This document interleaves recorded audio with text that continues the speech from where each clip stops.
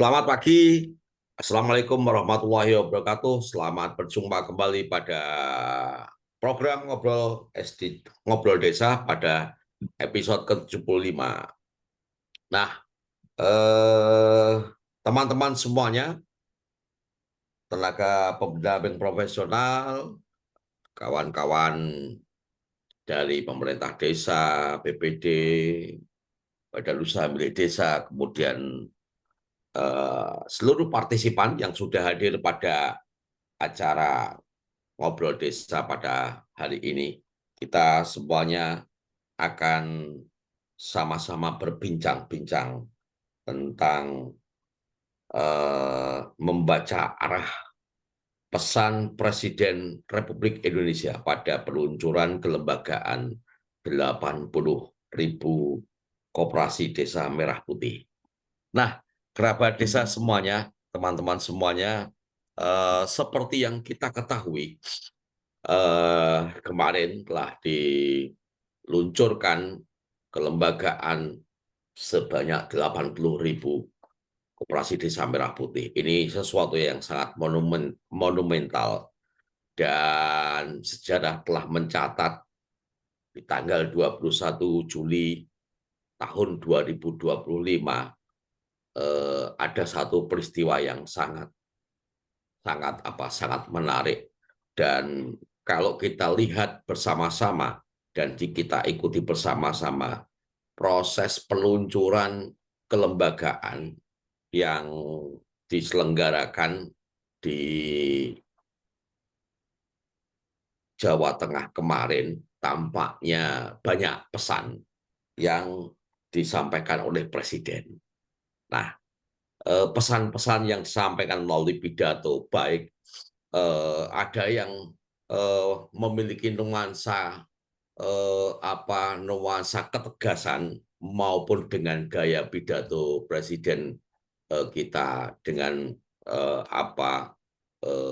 dengan kelakar begitu.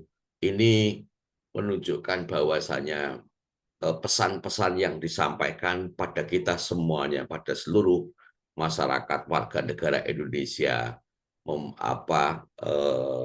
perlu ditangkap, gitu ya, perlu dibaca sehingga arah dari pesan yang disampaikan Presiden bisa kemudian diterjemahkan.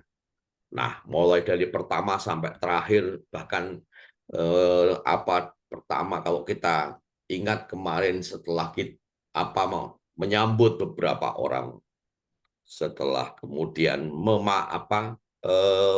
menyambut banyak audien begitu, kemudian Presiden sudah gaspol nih dengan nada-nada yang sangat nada-nada yang sangat kuat untuk melakukan penguatan terhadap keberadaan koperasi sebagai alat perjuangan. Hari ini kita bersama-sama akan membaca arah pesan Presiden Republik Indonesia Prabowo Subianto terhadap kita semuanya pada saat pidato peluncuran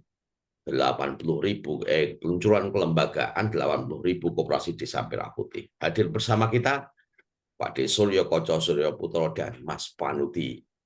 Kami panggil dulu ya teman-teman ini. Selamat pagi Pak De. Pagi, Cetong. Setelah ini kita bersama-sama akan berbincang-bincang tentang topik membaca arah pesan Presiden. Pak De, kira-kira apa yang ingin disampaikan Pak De, atau kesan apa yang ingin disampaikan Pak D pada program Ngobrol Desa ini setelah kita mengikuti bersama-sama pidato Presiden kemarin pada saat peluncuran kelembagaan 80.081 koperasi desa merah putih se-Indonesia yang sudah berbadan hukum. Dan tentu saja pesan-pesan itu pasti nih Pak D sudah menangkap, karena TV Desa menjadi bagian dari yang melakukan live streaming. Silakan Pak D. Makasih, Cetong. Ini menarik sebenarnya membaca apa memaknai lah ya, mungkin membaca atau memaknai apa yang disampaikan oleh Presiden Prabowo pada kesempatan pidato kemarin. Hmm. Satu yang saya coba pahami adalah Pak Prabowo sangat paham tentang permasalahan yang dihadapi oleh teman-teman di desa, khususnya petani dan nelayan. Kemudian Pak Prabowo juga memahami tentang amanat dari Undang-Undang Dasar pasal 33 ayat 1 tentang bagaimana membangun ekonomi berasas kekeluargaan dan kemudian bagaimana negara dalam hal ini Pak Prabowo juga memahami tentang apa ya, negara ini harus punya peran dalam pengendalian apa cabang-cabang produksi yang menguasai hajat hidup orang banyak. Ini bagian-bagian yang menurut saya menjadi sangat penting bahwa kita ternyata apa memiliki atau ternyata kita memiliki seorang presiden yang paham betul dengan apa yang diperintahkan oleh Undang-Undang Dasar.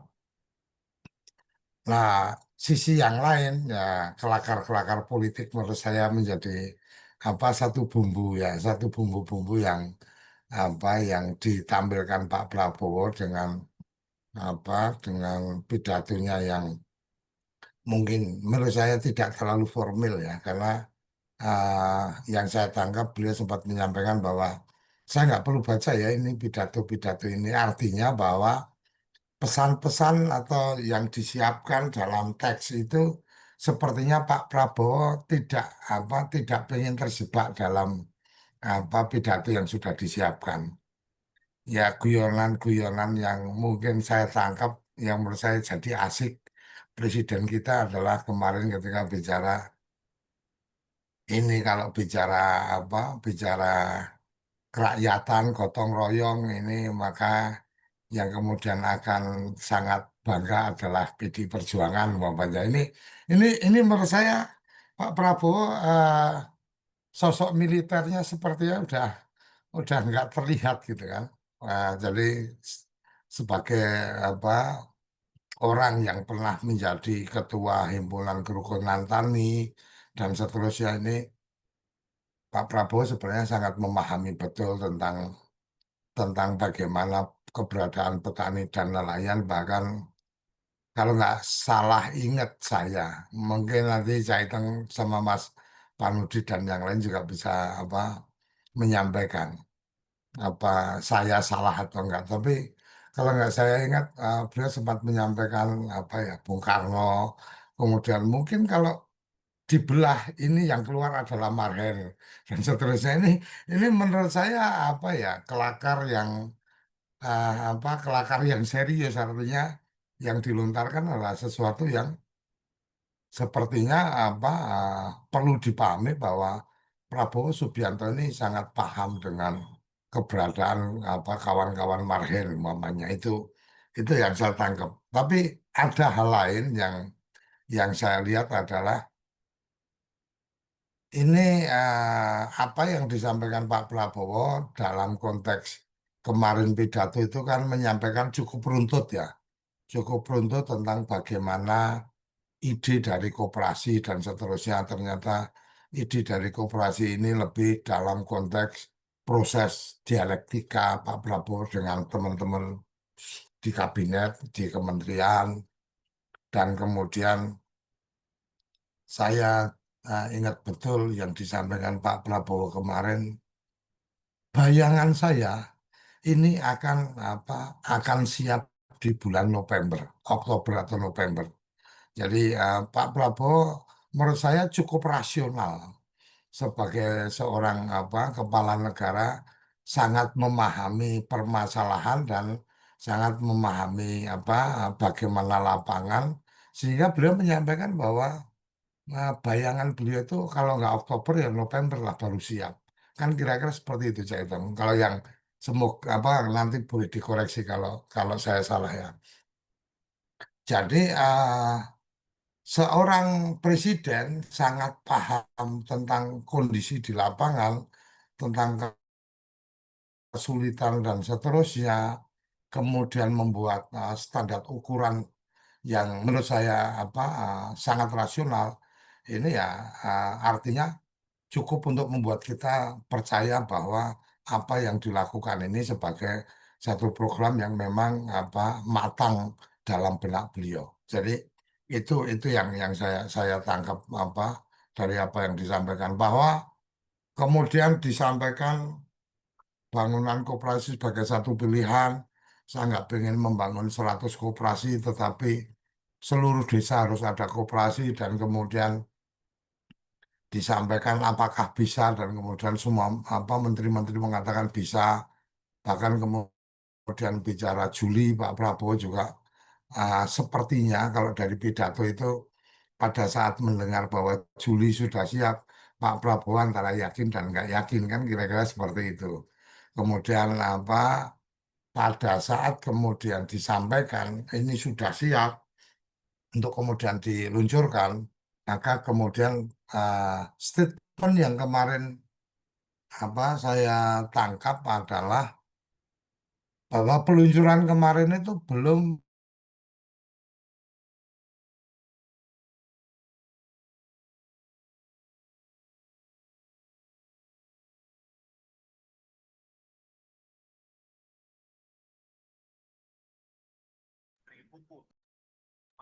Padahal Ngelek ya Pak Dikoco.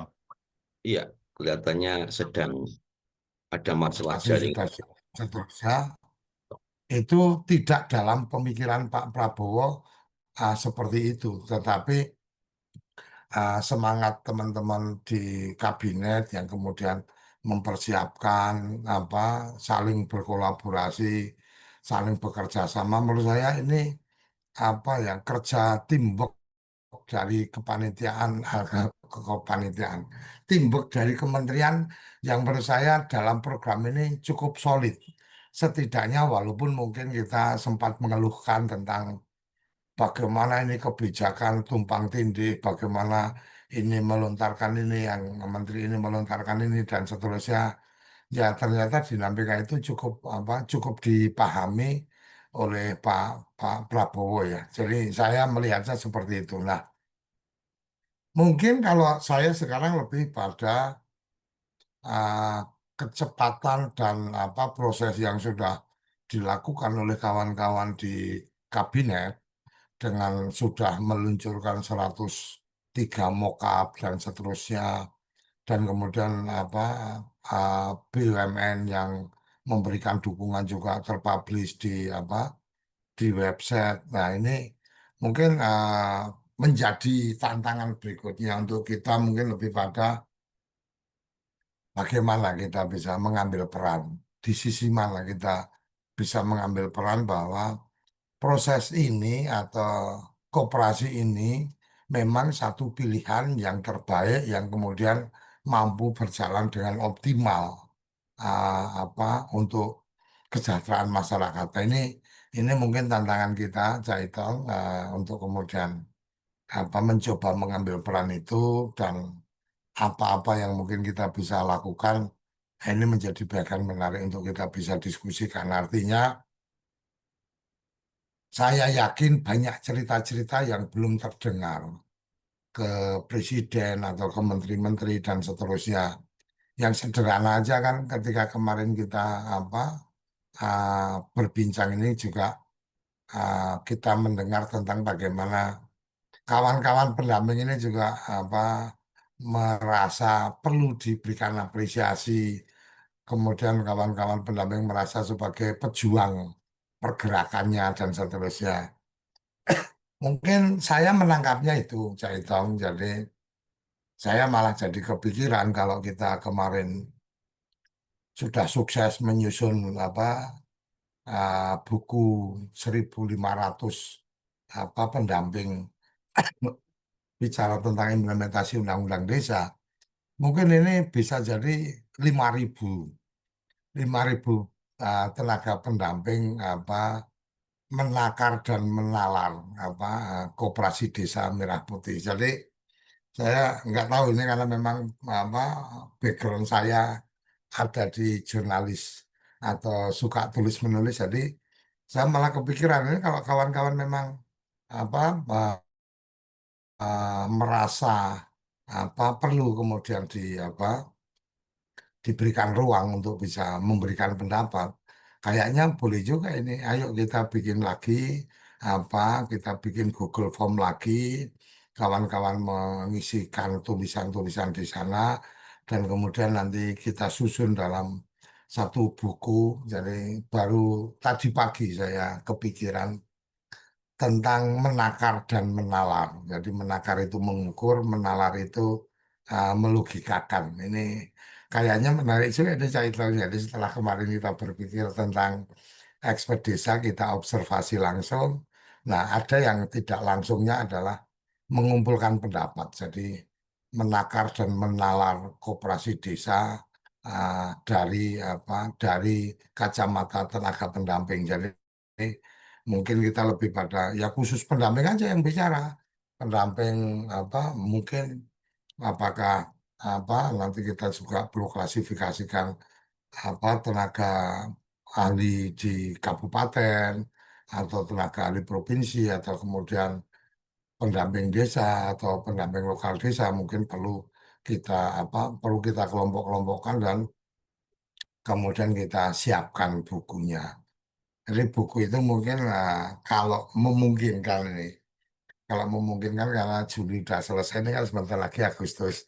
Ya nanti 17 Agustus itu apa apa kita bisa publikasikan atau kita bisa terbitkan sekian ribu teman-teman apa pendamping apa desa yang kemudian mengawal proses musyawarah desa dan menemui apa dinamika masyarakat itu kemudian kita rekam dalam satu apa catatan. Mungkin mungkin itu catatan yang kemudian terpikir ya di saya ya bahwa kemudian membaca membaca kehendak dari Presiden Prabowo sih menurut saya udah selesai. Artinya udah selesai adalah ya Pak Prabowo tidak berubah. Kalau saya ya, kebetulan karena saya sempat satu waktu pernah duduk satu meja dengan beliau dan mendiskusikan tentang desa, tentang petani dan seterusnya. Saya melihat Pak Prabowo tidak berubah dari waktu saya bertemu di 2007 berarti. 2007 saya bertemu dengan beliau dan apa berbincang tentang nasib petani, nasib nelayan, dan bagaimana desa harus dikuatkan dan seterusnya.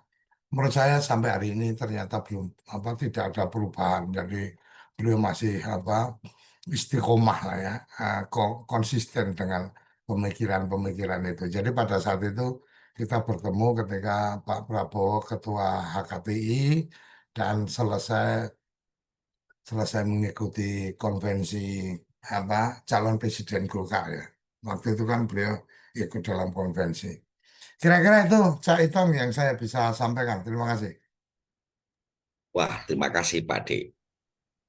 Menakar dan menalar. Wah, ini menarik. Tentu saja menjadi satu peluang bagi kita semuanya untuk kemudian segera naik gerbong, segera naik gerbong karena kereta memang sudah dipersiapkan dan persiapannya salah satunya sudah dilakukan apa proses launching yang kemarin kita ikuti bersama dan panggungnya itu ternyata di Desa Bentangan,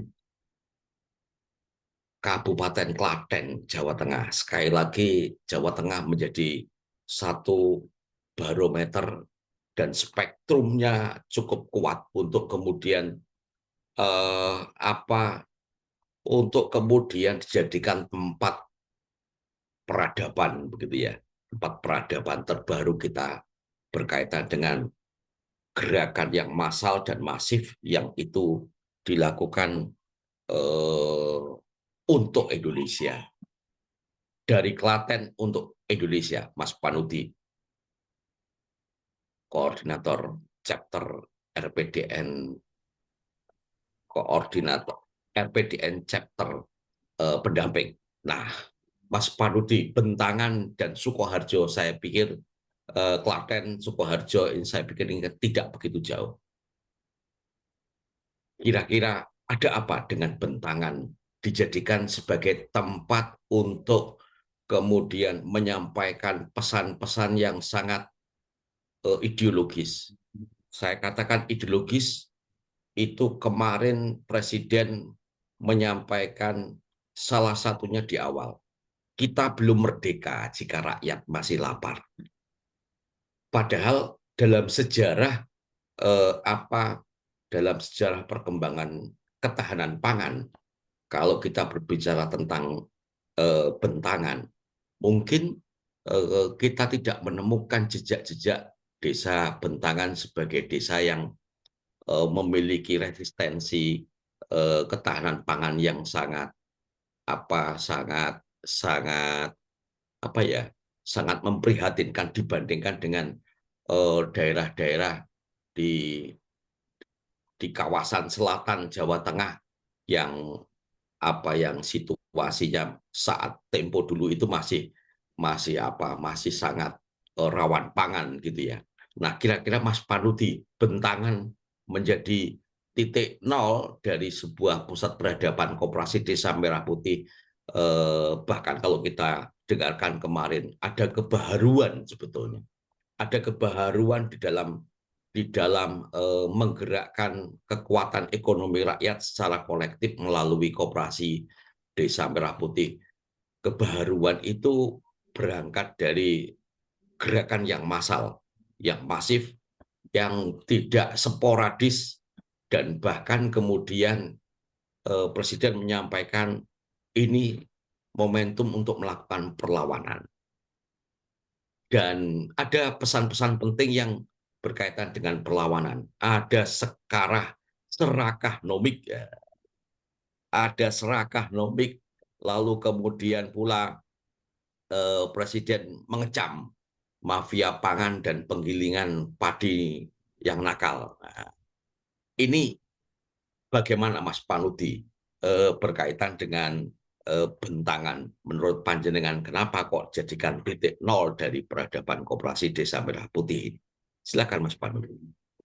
Ya, ya, terima kasih. Saya hitung. Terima kasih Pak Dewojo ya. Ya, sebelum sampai ke sana menjawab sampai ke sana, mengomentari kaitannya dengan membaca arah pesan Presiden ini pada peluncuran kelembagaan 8.000 koperasi desa Kelurahan Merah Putih.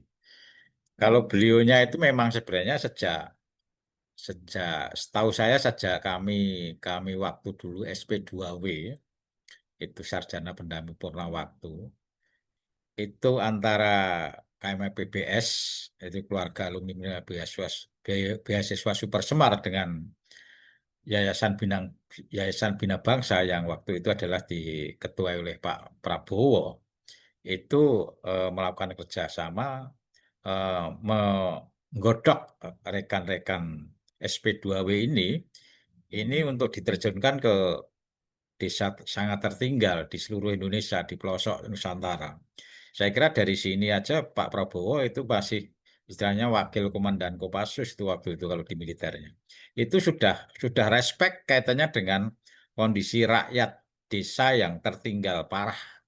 Ini sudah sejak itu hingga menggodok dengan rekan-rekan itu karena diterjunkan seperti kami diterjunkan di daerah lahat yang jauh dari desa yang jauh dari perkotaan itu berarti kan dia respect sejak mungkin ya betul karena beliau adalah digembleng dengan kondisi waktu ikut orang tuanya muter dari negara ke negara itu sehingga pesannya ya warga yang di desa baik itu nelayan, petani dan lain-lain yang diperhatikan itu, yang diperhatian dan perhatiannya ini menurut beliaunya adalah yang paling pas adalah dengan adanya sebuah koperasi di seluruh desa maupun kelurahan.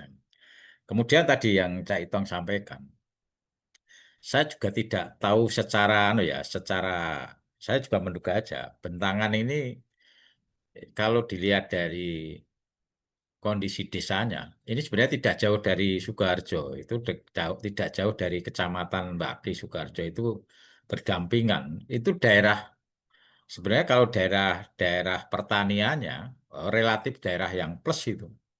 Karena itu daerah loh, kalau orang Jawa itu tanahnya subur, kemudian irigasinya irigasi teknis, karena itu eh, mungkin dapat dari apa itu aliran dari sumber mata air dari lereng gunung sumber mata air lereng Gunung Merapi itu. Itu daerah plus itu Caitong.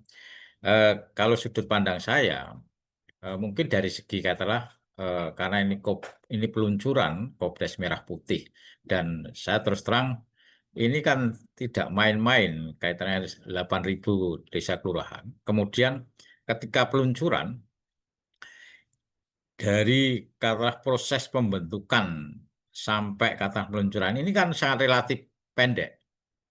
Namun desa Bentangan ini kalau saya lihat dari segi gerai-gerai fisiknya, oh ini luar biasa. Dengan waktu sangat pendek itu sudah bisa bisa katalah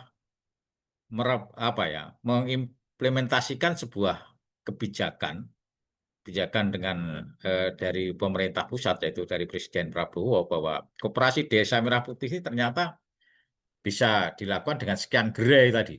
Ini yang nggak menurut saya perhitungan yang nggak karena apa? Orang kan selama ini membentuk koperasi itu lamban, sulit, eh, lama sampai katalah badan hukum. Ini dari katalah yang real aja, yang real. Kalau kemarin mungkin kaitannya dengan badan hukum, oke itu cepat. Tapi ini yang kegiatan 6 gerai itu yang real, ini bisa langsung diwujudkan, itu di Bentangan ini. Dan ini strategi juga itu, memang strategisnya itu.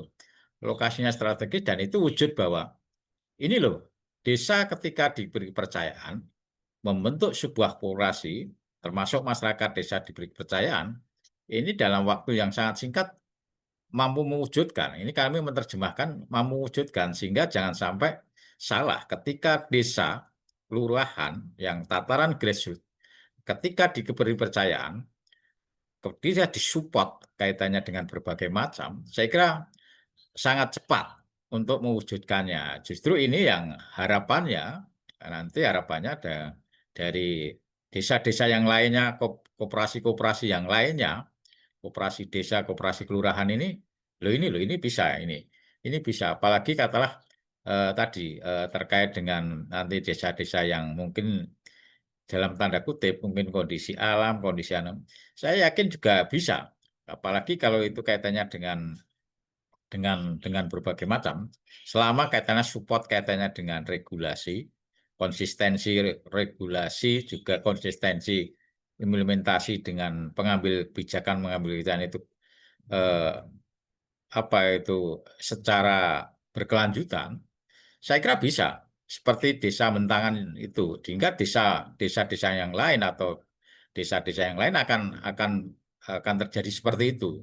Ini perlu sebuah tadi, kalau komando dari Presiden jelas, tinggal nanti tataran kementerian tadi disampaikan Pak Dikoco, sudah ada katalah teamwork. Mudah-mudahan ini teamwork ini tadi secara keberlanjutan terus-menerus, bahkan sampai ke tataran eh, tingkat tingkat provinsi, tingkat kabupaten, bahkan sampai tingkat desa, dalam konteks tidak hanya sekedar komando, tapi memang harapannya adalah ada sebuah kesadaran dari masing-masing stakeholder ini untuk mewujudkan kaitannya dengan tadi koperasi desa atau kelurahan Merah Putih ini akan terwujud, kemudian mau menjawab apa yang jadi kebutuhan keinginan dari warganya, dari anggotanya, sehingga apa? Sehingga tujuan bahwa kaitannya dengan tujuan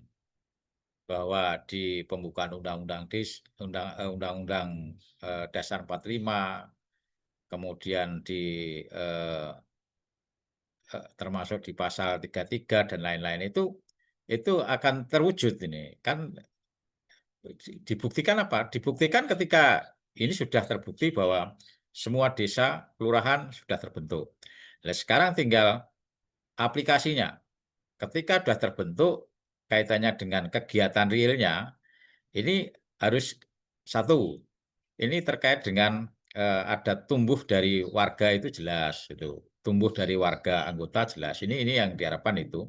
Dan saya yakin ketika warga ada contoh yang sudah bagus, saya kira warga akan, istilahnya orang Jawa itu ilmu titen itu, ilmu titen akan meniru, memodifikasi. Nah, kemudian juga keseriusan dan konsistensi dari stakeholder yang di supra desa. Ini harapannya nanti akan betul-betul seluruh koperasi desa atau kelurahan Merah Putih itu ya jadi katakanlah pilar penggerak perekonomian tingkat rakyat ini. Nah, ini yang menurut saya bentangan, saya kira pas ketika itu. Saya tidak tahu ilmu kalau ilmu Jawanya kok bentangan. Kalau bentangan itu dibentangkan itu. Wong Jawa kan bentangan, dibentangkan itu kan ya di dibiakke lah itu, dibiakke. Ini yang menurut saya luar biasa ketika, dan saya nggak tahu kaitannya dengan tapi yang jelas Klaten, Klaten kalau dirunut dari historis juga ya Klaten itu ya daerah-daerah kalau di zaman Mataram kuno kan mulai Prambanan sekitarnya kan wilayah Klaten itu. Itu kan juga sentral sentral kerajaan, sentral kekuasaan, juga sentral spiritual kaitannya dengan orang-orang zaman dulu itu. Apakah itu ilmu cocokologi ya kami nggak tahu Cak Itong. Yang jelas ini sudah diluncurkan. Tinggal yuk kita semuanya berbagi peran sesuai dengan masing-masing profesinya, sesuai dengan masing-masing perannya, kita implementasikan. Menurut saya yang penting adalah implementasi. Ketika itu ada kekurangan itu sebagai hasil nanti untuk dievaluasi dan ditindaklanjuti, diperbaiki.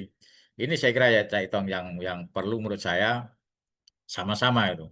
Dan mungkin Pak Dikoco tadi saya sepakat, makanya ada tour, ada nanti Google Form untuk ya mari kita sama-sama itu. Saya kira itu nanti akan menarik tadi. Loh ini loh, ya mungkin di tadi Google Form mungkin yang hampir mungkin yang berpartisipasi karena di daerah-daerah rekan-rekan di pelosok-pelosok, kemudian yang tur mungkin di Jawara ini mungkin bisa katakanlah sebagai katakanlah percontohan yang akan dilalui, dan itu akan menunjukkan bahwa mungkin saya nggak tahu kalau ini kan Pak Dekoca kan antara 1 Agustus sampai tanggal 17 itu 17 itu ya mungkin yang suatu saat daerah-daerah lain yang jauh mungkin bisa lewat Google Form itu. Yang jelas kami sepakat kaitannya dengan menakar dan menalar itu saya kira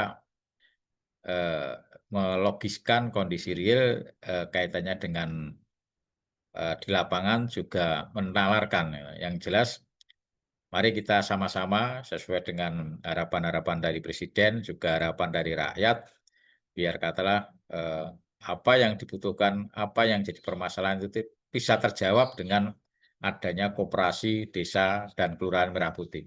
Itu Cak Itong dari pemahaman sekilas kami di situ kaitannya di lokasi bentangan yang tidak jauh dari tempat wilayah kami itu. Yang jelas kemarin kami juga ada kegiatan yang sebenarnya juga tidak jauh dari situ. Karena kebetulan rekan-rekan Kades di sekitar itu kan juga ke sana. Loh kok sudah balik? Oh deket toh Pak. Kami kemarin sampai jam 4 itu di salah satu desa yang kami harus des penyaluran di tahap kedua. Itu Cak Itong, terima kasih. Ya, wah ternyata kita mendapatkan satu informasi dari Mas Panuti berkaitan dengan keberadaan Desa Bentangan.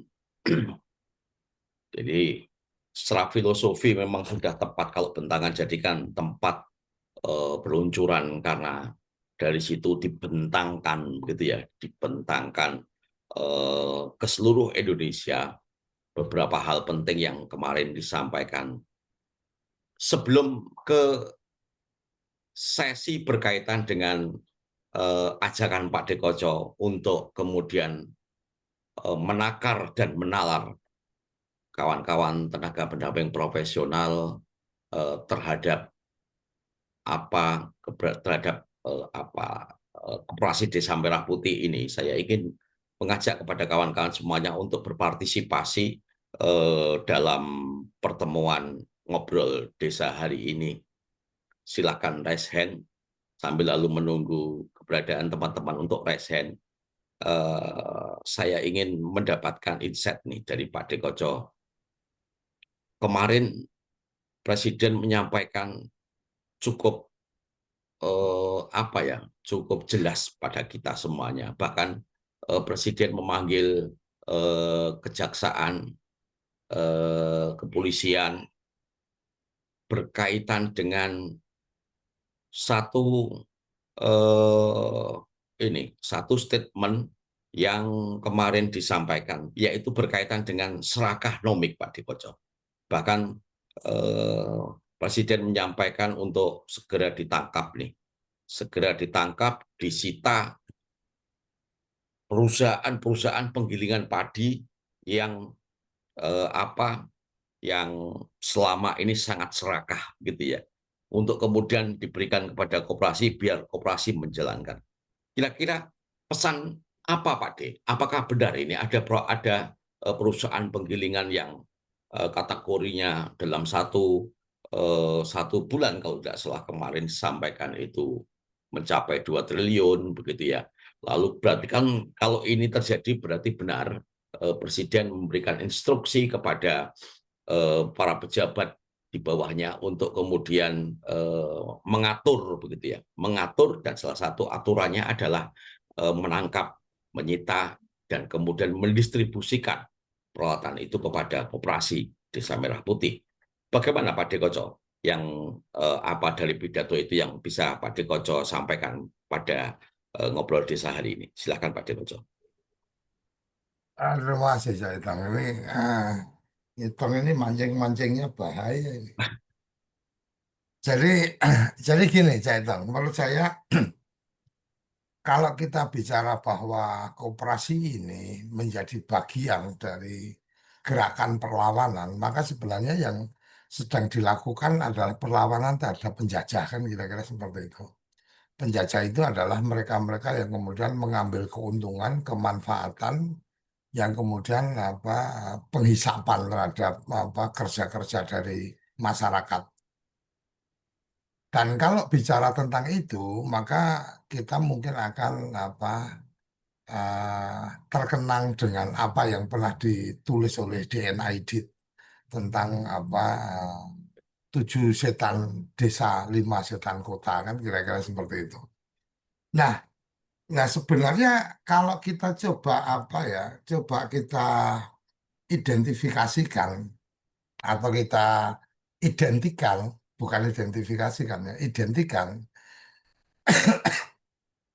Ini kan sama ketika kemudian kita Indonesia merdeka, kemudian tanah-tanah yang dikuasai atau yang dimiliki oleh perkebunan-perkebunan asing itu kemudian diambil alih oleh negara, nasionalisasi kereta api, kemudian diambil alih oleh negara dan seterusnya.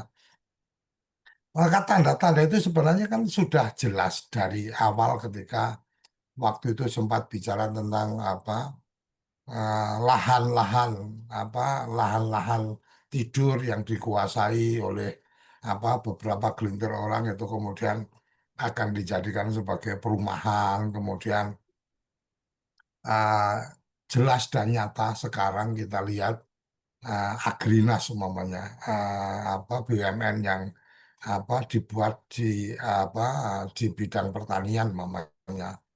Agrinas ini kemudian ada juga Agrinas Palem yang kemudian mengambil alih atau kemudian mendapatkan pengelolaan untuk lahan-lahan sawit dan seterusnya.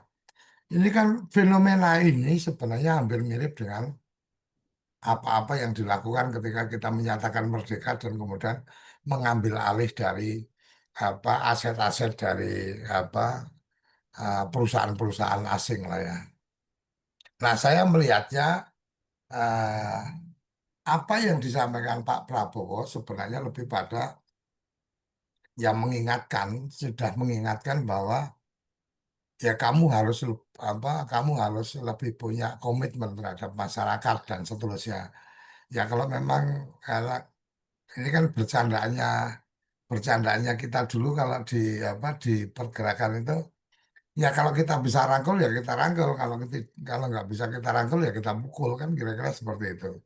Ya kalau memang bisa kita bina ya kita bina, kalau nggak bisa ya kita binasakan. Sepertinya Pak Prabowo menyampaikan pesan itu, artinya setan-setan desa, setan-setan kota ini ya kamu harus harus mulai harus harus berhati-hati. Negara berpihak kepada rakyat dengan menggunakan jalan koperasi. Siapa sebenarnya setan-setan desa yang sekarang bercokol adalah mereka-mereka yang hidup dari jatah-jatah proyek. Mereka yang kemudian ketika ada proyek program untuk desa begini-begini kemudian mengatur untuk kemudian itu jadi proyek dari segelintir orang dulu ya Kak ini sekilas dikit lah.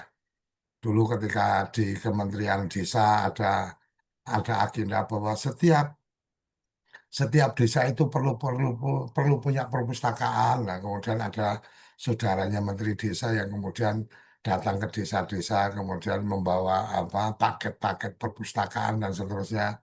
Ya inilah setan-setan yang kemudian dari kota turun ke desa berkolaborasi dengan setan-setan di desa untuk ngatur-ngatur proyek, kemudian apa mereka yang tidak ingin masyarakat itu mandiri jadi selalu berlindung di dalam regulasi.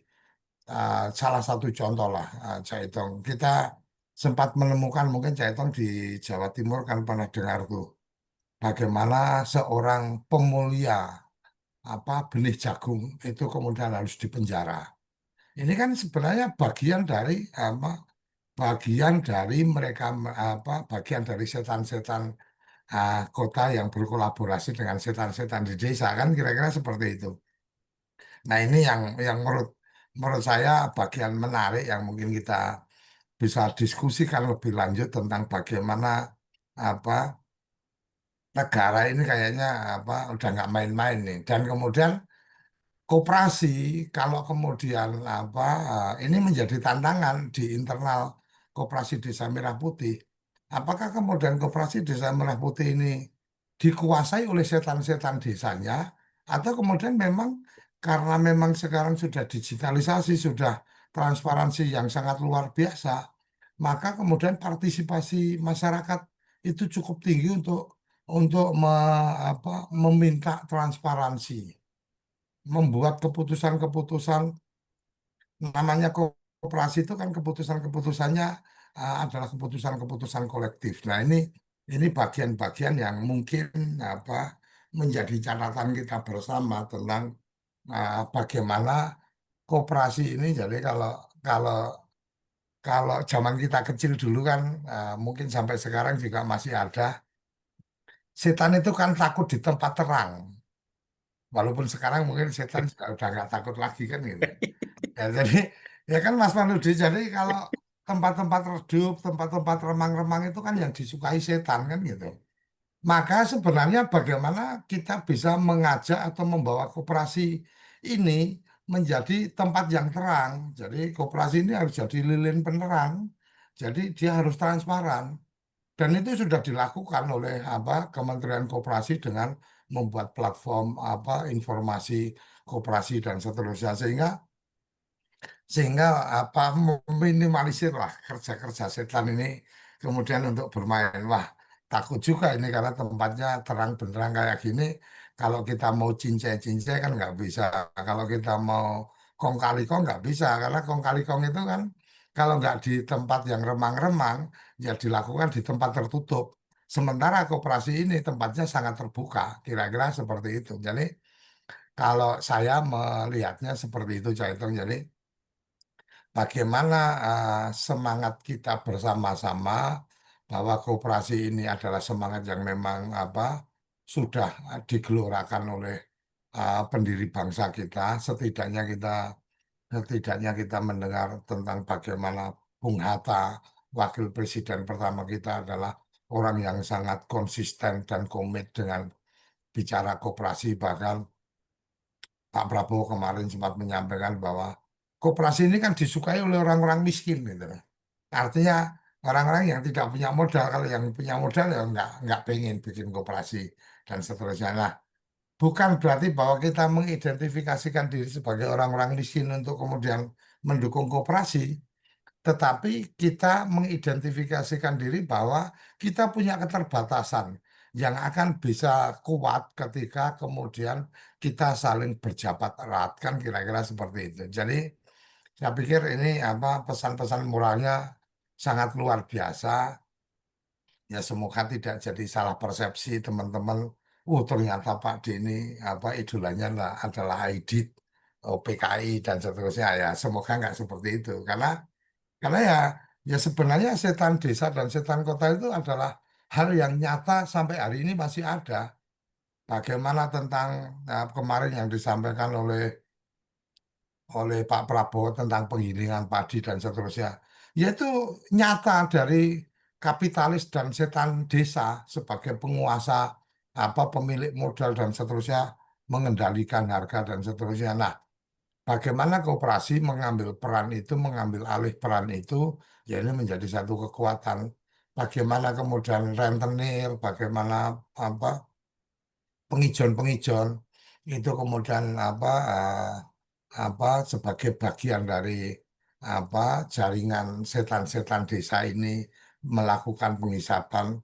Kerjanya ora pati kesel, pagi-pagi cuma ngasih modal nih ke pedagang, ya Mas Pangudi.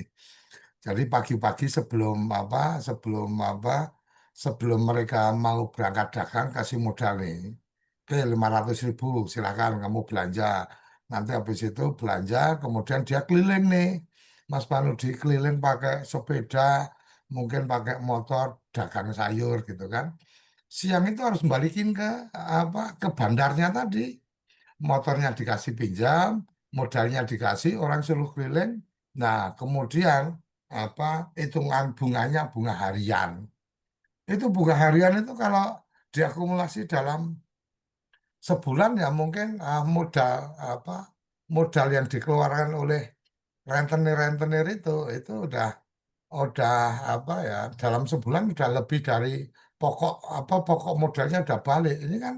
Ini kan ketidakadilan. Nah, ketidakadilan seperti ini mungkin terselesaikan dengan kehadiran koperasi. Nah, kehadiran koperasi juga harus dilihat sebagai alat untuk membantu, artinya alat untuk membantu diri sendiri. Jangan sampai kemudian kepikirannya balik lagi nih ke ke setan-setan desa ini, tokoh-tokoh agama, tokoh-tokoh elit dan seterusnya. Apa kita bisa melihat catatan masa lalu, kredit usaha tani yang kemudian jalurnya lewat pesantren, jalurnya lewat apa rekomendasi dari kiai, tapi selesai itu pada nggak balikin dan seterusnya. Ya itu duit negara ya duit kita juga dan seterusnya ya kan nggak bisa nggak bisa yang semacam itu kemudian kembali hidup di era koperasi desa ini, karena koperasi desa menurut saya ya dari apa yang disampaikan Pak Prabowo kemarin menjawab semua harapan-harapan dari masyarakat. Kira-kira itu Jaitong. Jadi ah, yang menarik menurut saya kemarin adalah pada saat dialog ya, apa KDM Gubernur dari Jawa Barat itu jelas dan lugas menyampaikan. Jadi saya saya saya terus terang suka dengan cara-cara seperti itu ketika diberikan ruang kesempatan langsung menyampaikan bahwa teman-teman di koperasi ini ingin memperjelas tentang bagaimana eh, apa gas, bagaimana pupuk, itu udah to the point yang kayak gitu. Itu menurut saya clear. Artinya ketika ada ruang kesempatan menyampaikan langsung ke presiden, langsung disampaikan seperti itu ya menurut saya clear Dan kemudian beliau menyampaikan bahwa kalau di desa ini yang kami sekarang berada bukan padi tapi singkong. Jadi jelas bahwa kemudian tidak terbawa pada kesalahan masa lalu lah. Dulu Pak Harto saya ingat betul yang diserukan pertama kali ketika bicara KUD itu kan sebenarnya adalah ketahanan pangan, swasembada pangan. Awalnya swasembada pangan, ketahanan pangan. Tetapi kemudian distorsinya di level-level berikutnya adalah menjadi swasembada beras. Jadi kesannya kalau nggak makan beras itu ya rakyat nomor 2, kelas-kelas nomor 2. Padahal sebenarnya kalau kita bicara ketahanan pangan, maka ya tidak mesti harus bicara beras. Bisa bicara jagung, bisa bicara umbi-umbian, bisa bicara sagu dan seterusnya. Nah, guru paling berharga adalah pengalaman. Ya, setidaknya mari kita lihat pengalaman-pengalaman masa lalu kita. Semoga ini bisa menjadi catatan dari Koperasi Desa Merah Putih ke depan. Dulu kita punya pengalaman bahwa KUD itu kemudian menjadi ketua untung duluan.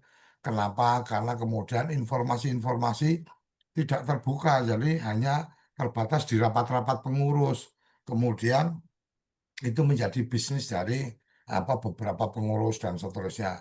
Ya hari ini hal yang seperti itu dengan adanya digitalisasi menjadi menjadi bisa dihindari. Tapi kembali lagi itu bisa dihindari ketika ada kepedulian partisipasi dari anggota. Kalau anggota kemudian berpikir ya udahlah nggak apa-apa lah ketua atau pengurus untung duluan, yang penting kan kita juga dapat keuntungan. Nah itu ceritanya lain lagi. Artinya permisif yang dilakukan oleh kawan-kawan itu ya bisa akan menghancurkan koperasi itu sendiri. Kira-kira itu uh, tanggapan saya itu nggak tahu apa sesuai atau enggak yang diharapkan dari pertanyaan saya itu, tapi saya melihatnya bagian-bagian itu yang kita lihat bahwa kita punya presiden, kita punya pemerintah yang kemudian komit terhadap keberpihakan kepada masyarakat. Yang berikutnya adalah bagaimana kita ini kemudian sebagai masyarakat juga punya komit untuk kemudian sama-sama memperjuangkan itu. Kira-kira itu saya tahu.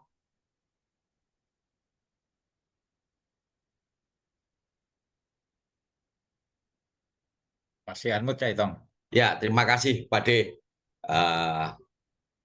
Memang berbicara tentang penguasaan ekonomi memang mulai dari tempo dulu sampai sekarang masih ada dominasi begitu ya, ada dominasi kesenjangan yang sangat sangat lebar antara kelompok-kelompok penguasa sumber daya alam yang diproduksi hingga kelompok-kelompok masyarakat yang menjadi user end begitu ya, pengguna langsung. Ada gap yang cukup lebar sehingga saya pikir apa yang disampaikan Presiden kemarin menjadi penting.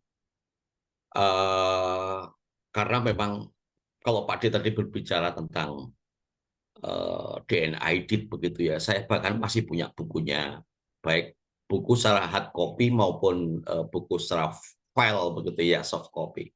Pada kursus keempat yang diselenggarakan oleh CC Biro PKI di tahun 63 itu, Aidit menulis dalam bukunya Peranan Koperasi Dewasa ini itu kan.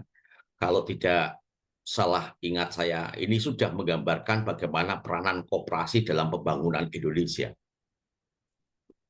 View-nya sudah sangat panjang di saat itu. Dia juga mengurai beberapa persoalan-persoalan yang sama seperti Presiden sampaikan kemarin, persoalan-persoalan yang dialami oleh masyarakat berkaitan dengan ekonomi. Tapi kita hari ini tidak mengupas itu. Saya tertarik untuk ini Mas Panuti, untuk merespon yang ada di dalam chat Zoom kita pagi hari ini. Kita sambungkan dengan apa yang dikeluarkan oleh Pak Dekoco, ide tentang menakar dan menakar dan menalar.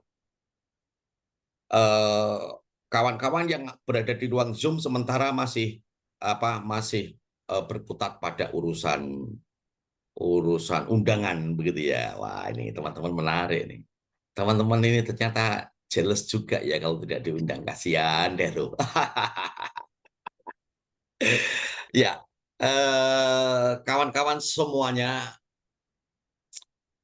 saya pikir ketika di Mei hingga Juni kemarin, seluruh raga dan jiwa kawan-kawan tenaga pendamping profesional memang dicurahkan untuk bersama-sama melahirkan janin yang bernama Koperasi Desa Merah Putih. Janin itu hari ini sudah sampai pada 80.081. Kalau kita ibaratkan baby yang baru lahir, mereka lah yang sudah memiliki akta kelahiran. Akta kelahiran. 80.081 itu dari tangan kawan-kawan tenaga pendamping profesional. Dan kita mesti sangat bangga. Kita mesti sangat bangga karena 80.081 karya kawan-kawan semuanya kemarin dipanggil, kemarin disapa, kemarin diajak ngobrol. Itu satu kebanggaan yang luar biasa. Saya mengikuti mulai dari proses awal, menunggu sama juga dengan yang di luring gitu ya, menunggu hingga presiden datang, kemudian kita dengarkan sampai selesai. Dan kalaupun toh tidak disapa, saya pikir menjadi sesuatu yang tidak perlu disapa kita memang. Karena yang patut disapa adalah janin-janin yang sudah dilahirkan dari tangan dan dari raga dan jiwa kawan-kawan tenaga pendamping. Artinya eksistensi kita sebagai manusia itu sudah mewujud dalam Koperasi Desa Merah Putih. Nah, kalau kemudian ini kita tarik Mas Panudi dalam konteks menakar dan menalar. Menalar ini sesuatu yang reflektif begitu ya. Reflektif karena ketika menakar ini sesuatu yang reflektif. Dengan merefleksikan perjalanan singkat Mei hingga Juli tanggal 21 kemarin, sesuatu yang sangat monumental. Bagi saya monumental itu tidak harus kemudian dalam bentuk panggung yang digelar di Bentangan kemarin, kawan-kawan. Tetapi launching Koperasi Desa Merah Putih, ini menandakan kawan kita semuanya tenaga pendamping profesional atau reflektif, Mas Panuti. Ini kita ada, gitu ya. Kita ada. Roh kita ada, begitu ya. Roh kita ada. Wujudnya apa? 80.081 tadi itu. Itu wujud kita. Sehingga ketika kemudian tenaga pendamping profesional tidak menjadi bagian dari yang diundang, apalagi disapa, apalagi kemudian bilang thank you kawan-kawan tenaga pendamping profesional. Nah, ini sesuatu kalau yang kemudian kita nalarkan, apakah memang harus demikian begitu ya? Tantangan menakar dan menalar ini sangat fundamental menurut saya, Mas Panuti. Kira-kira Mas Panuti statement apa yang kemudian bisa Mas Panuti sampaikan kepada kita semuanya bahwasanya secara filosofi sang fasilitator, sang pemberdaya ini tidak harus kemudian ada di depan kemudian menutupi yang harus diberdayakan. Kita tetap berada di samping atau di belakang, biarkan yang kemudian kita dampingi menjadi sesuatu yang harus di depan begitu ya. Karena apa? Karena itu menjadi bagian dari wujud kita yang melakukan proses pendampingan dan fasilitasi apapun topiknya, apapun temanya. Nah, Mas Panuti, silakan Mas Panuti berikan insight bagaimana kemudian cara kita mendalami jati diri profesi kita, bahwasanya kita itu sebetulnya kalau orang Jawa bilang rame ing gawe, sepi ing pamrih begitu. Ramai dengan kerja-kerja nyata, tetapi sepi untuk mendapatkan pamrih. Pamrih itu apa? ucapan terima kasih begitu ya. Silakan Mas Panuti sebelum ke Mas Iwan Tawakal. Ya, terima kasih Cak Itong. Ya, kami mengibaratkan itu, kalau itu nanti salah saya mohon maaf. Kalau dalam pewayangan itu ada satrio, mungkin raja, ada juga punokawan. Ya, Punokawan itu kalau di Jawa itu ya Semar, Gareng, Petruk, Bagong. Yang menjadikan katalah umpama seorang contoh mungkin seorang Arjuna, seorang ksatria yang istilahnya di dalam pewayangan itu seorang ksatria yang unggul digdoyo tanpa tanding. Itu yang menjadikan salah satunya seorang ksatria yang katalah di kalau itu di Nusantara pewayangan yang salah menjadikan beliau jadi satria yang terkenal yang berhasil menghadapi lawan itu adalah Punokawan. Lah seandainya kita memang TPP itu semacam seorang Punokawan yang ngomong yang tadi yang ngomong yang ngomong mulai dari kecil, bahkan mulai dari kecil sudah dimomong. Ngomong itu apa? Mengasuh ya sampai katalah berhasil. Itu seorang Punokawan. Memang Punokawan eh, tidak dilihat di panggung yang tahunya kan wah Arjuna. Tapi Arjuna atau kesatria-kesatria itu jadi terkenalnya, jadi digdoyonya, diampuhnya itu karena Punokawan itu. Nah ini harapan kami, TPP ya seperti itu. Ibaratnya adalah yang masuk tadi katalah yang mulai membentuk, memfasilitasi pembentukan. Mungkin nanti suatu saat saya yakin juga mengasuh juga dalam konteks eh, loh itu bukan tupoksi kita. Ketika nanti koperasi desa masih ada nomenklatur desa, saya yakin TPP lihat aja nanti mesti akan dilibatkan dalam konteks ya kerja-kerja real. Ya kayak Punakawan itu ketika mungkin pesta pora Punakawan juga nggak dianu, yang anu mungkin raja-raja, ksatria-ksatria. Tapi Punakawan itu wah perannya luar biasa dan eh, bagi bagi kesatria yang diasuh tadi, yang dibina tadi, wah itu di luar biasa disayangi itu. Arjuna itu menyayangi Semar, Petruk, Bagong luar biasa itu menyayangi karena apa? Karena eh, Arjuna itu paham betul saya bisa jadi seperti ini. Ini karena apa? Karena tadi diingatkan, dibina, diasuh, ada nasihat-nasihat ini. Saya bangga ketika Koperasi Desa Merah Putih, eh, satu contohnya lah di Bentangan atau nanti di seluruh Indonesia. Ketika itu nanti betul-betul sesuai dengan tujuan dari pasal 33 Undang-Undang 45, wah itu luar biasa. Ya, ini kami terus terang ya kaitannya dengan itu kami mengibaratkan seperti itu. Kalau kaitannya siapa ya saya kira Celo dan rekan-rekan itu ya kami ketika di di tempat kami itu ketika ada semacam apa penyerahan Kemenkumham akte notaris itu di kumpulan ya kami karena koordinasinya dengan dinas terkait, dinas koperasi, dan dia yang secara tekstual yang menyiapkan kan dia.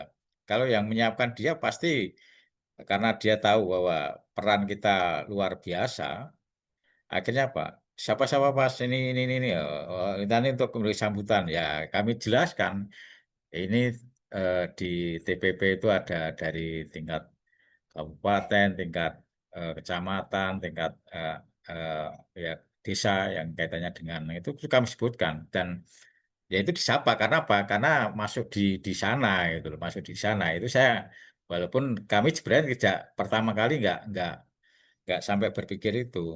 Ada juga yang tanya, ini terkenal juga. Ya karena kita sampaikan juga dan peran-peran itu saya kira OPD tahu lah, OPD tahu, OPD, Sekda itu tahu semuanya peran kita. Koperasi desa jelas, pengurus-pengurus koperasi desa, kepala desa ini jelas dia tahu persis itu. Itu Cak Itong peran ya tadi kita ibarat itu seperti di pewayangan Jawa itu seperti itu. Ya kita harapan kami ya yuk kita besarkan kaitannya dengan itu. Kalau kaitannya dengan tadi, wah, lah ini pembisik-pembisik kan tidak semuanya paham betul kan. Ya, kecuali kalau pembisiknya ada yang kawan kita, mungkin wah mungkin yang buat teks itu mungkin beda. Tapi kami nggak kecil hati juga. Tapi yang jelas ketika pengurus-pengurus koperasi itu masih mencari kawan-kawan TPP yang jelas, masih mencari kawan TPP. Setelah ini mau apa Pak? Kita harus bagaimana Pak? Caranya gimana Pak? Ini yang harus nanti mau nggak mau yang paling dekat adalah pada kita. Karena yang paling dekat di tingkat desa, di tingkat grassroots adalah ketika proses pembentukan koperasi adalah TPP. Ya. Itu saya yakin eh, apa itu nanti akan yang tempat untuk bertanya, tempat untuk curhat itu kita. Dan kami terus terang di tempat kami saya udahlah kumpulkan aja, kumpulkan dalam satu kecamatan ya, dengan yang monggo difasilitasi kecamatan monggo. Nanti apa yang diharapkan kami juga tidak menjanjikan berbagai macam, tapi minimal menjanjikannya adalah bagaimana kita untuk mempersiapkan masing-masing personal kita untuk apa? Untuk memperkuat kapasitas ini, memperkuat kapasitas kaitannya dengan kita ini. Ketika nanti kita diberi amanah yang 6 gerai itu kan nggak bisa bin salah bin. Kita harus mempersiapkan kaitannya dengan kapasitas kita. Ya, apakah itu lewat lewat yang talenta yang dari link itu talenta itu atau yang lain. Dan kami juga menyampaikan tidak kok tinggal diam. Kami menyampaikan ke dinas terkait ini harus segera ditindaklanjuti kaitannya apa? Peningkatan kapasitas. Dan harapan kami klaster per kecamatan. Karena apa? Per kecamatan itu yang paling efektif sekitar katakanlah mungkin seandainya ada 30 lebih sedikit atau sekitar ya 30 atau sampai 40 katakanlah mungkin ketua bendahara dan sekretaris seandainya. Itu saya kira sudah luar biasa. Saya kira yang perlu adalah kembali lagi SDM kita yang harus kita tingkatkan kapasitasnya terkait dengan itu. Nah, tinggal tadi ya sebenarnya kan kemarin juga sudah disampaikan regulasi-regulasi yang itu yang berpihak tadi, yang berpihak pada koperasi tadi yang disampaikan oleh Gubernur Jawa Barat itu. Saya sepakat itu. Itu yang konkret ya seperti itu. Kami pun sama ketika ya konkret seperti itu. Karena apa? Ya kita ngomong seperti ini ketika nanti Nun Sewu di lapangan yang kita hadapi ya tadi kemaruk tadi, ya, kapitalis itu kita nggak mampu ketika di lapangan tanpa ada sebuah regulasi yang berpihak pada Kopdes. Itu real itu nggak bisa kita, karena apa? Ya karena dia sudah pemain lama, dia sudah lah itu yang perlu sama-sama. Kita juga dari tingkat anggota-anggota, makanya ada wakil ketua bidang anggota itu yang membanggakan.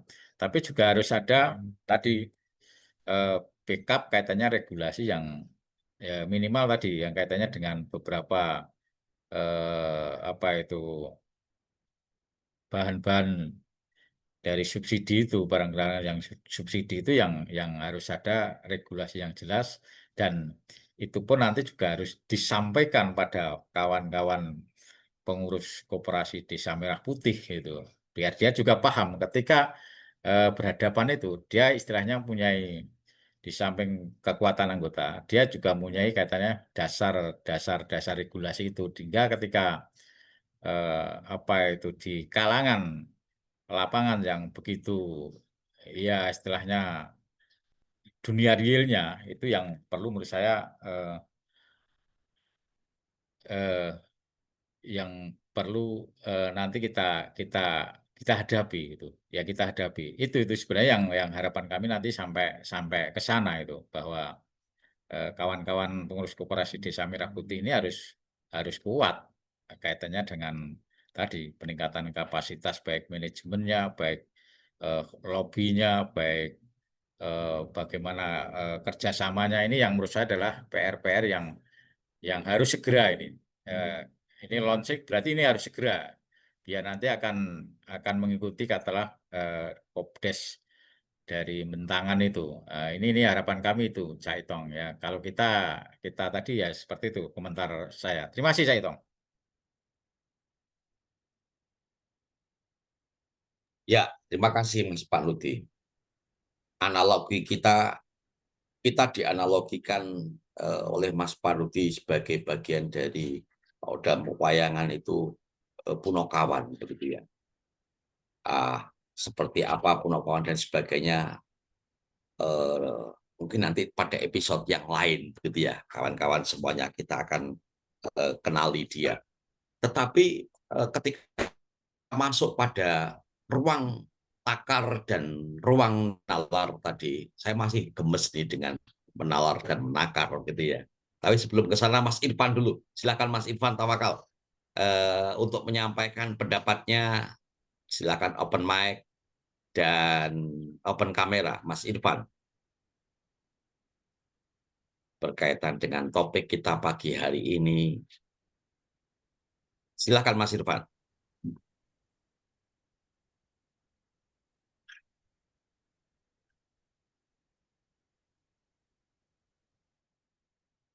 Suara masih belum masuk.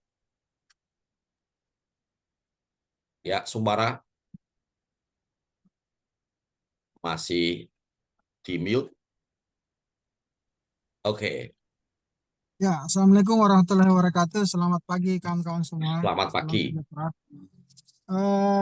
Ya, kami senang kemarin melakukan telekonferensi langsung kepada Pak Presiden, memberikan dukungan full terhadap pembentukan koperasi ini, Cak Itong. Sebenarnya ada beberapa catatan kami saat melakukan di ruang-ruang daring itu. Saya sepakat tadi apa yang dikatakan oleh Pak Dekoco bahwasanya sebagian besar narasi-narasi yang dikeluarkan oleh Pak Presiden itu adalah narasi-narasi perlawanan terhadap terhadap setan-setan ekonomi. Kalau dalam bahasanya Cak Itong itu brutus-brutus ekonomi ya. Seperti itu. Iya. Saya kira untuk sebenarnya yang paling berat bagi kami di TPP Cak Itong adalah bagaimana kemudian itu kami mendelivery pesan-pesan dari Pak Prabowo itu. Kalau kita ingin melakukan perlawanan terhadap ya dalam tanda kutip elit-elit ekonomi di desa itu ya sebenarnya juga kita tidak bisa sefrontal itu karena kan elit-elit ekonomi di desa ini kan sudah mendarah daging. Kemudian datanglah koperasi untuk melakukan perlawanan. Kemudian kita kemudian menjadi menjadi ujung tombak dalam perlawanan itu. Saya kira kita juga perlu hati-hati di desa. Jangan sampai kita juga menjadi menjadi kayu bakar di sana. Sekaitan dengan itu Pak Cak Itong, saya bilang ini kan beberapa desa ini kan di Kabupaten Bantaeng ini Pak Cak Itong mengatakan bahwa rentenir-rentenir di desa itu kan sudah lama dan sudah banyak membantu bagi desa warga desa. Dan itu sebenarnya tidak bisa kemudian kita langsung cabut, kita langsung lawan karena ini kan sudah mendarah daging. Bahkan mereka tuh sudah menggurita di desa-desa Cak Itong. Sehingga datangnya koperasi ini untuk melakukan perlawanan, yaitu saya kira perlu waktu yang lama untuk bagaimana kemudian melawan itu Cak Itong. Itu yang pertama. Kemudian yang kedua, yang saya mau tanggapi dalam pidato Pak Prabowo ini, sekaitan dengan